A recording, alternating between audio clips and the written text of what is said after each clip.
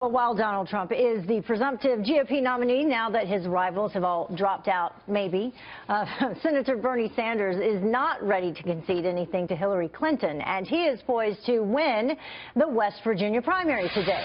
Doug McKelway joins us now live from a polling station in Charleston, West Virginia, with more. Hi, Doug.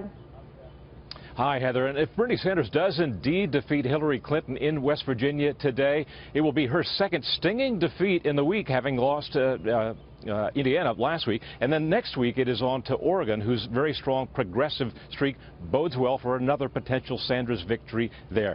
Yet the road for another Sanders victory in that state and a road towards a Democratic nomination remains almost impossibly steep. He'd have to win over 80% of the remaining delegates to do so. Here in West Virginia, the primary issue, as we all know, has been the war on coal, or the changing economy of coal.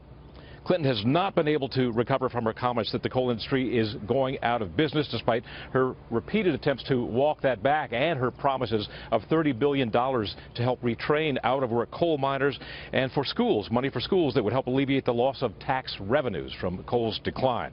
Ironically, Bernie Sanders has a 6-point lead, according to the latest Real Clear Politics average of polls here in West Virginia, despite him being the most anti-fossil fuel candidate of any of the candidates. His economic populism message really seems to be resonating here.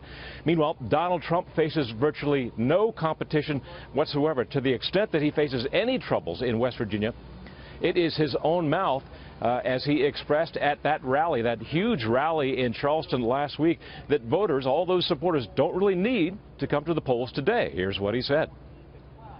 What I want you to do is save your vote. You know, you don't have to vote anymore. Save your vote for the general election, okay? Forget this one. The primary's gone. Save your vote for the general election in November, and we're going to show you something, and then you're going to show me something, okay? Well, Trump later walked that back. Apparently, at the time, he did not express or did not know that he still needs to claim the delegates. Early voting here in West Virginia has been absolutely huge. 100,000 plus votes cast here. That would be the most in West Virginia history.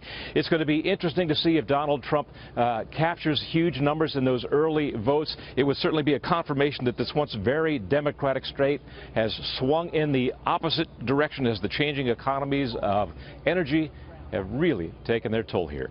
Heather, back to you. Doug McKelway, live for us. Thank you, Doug.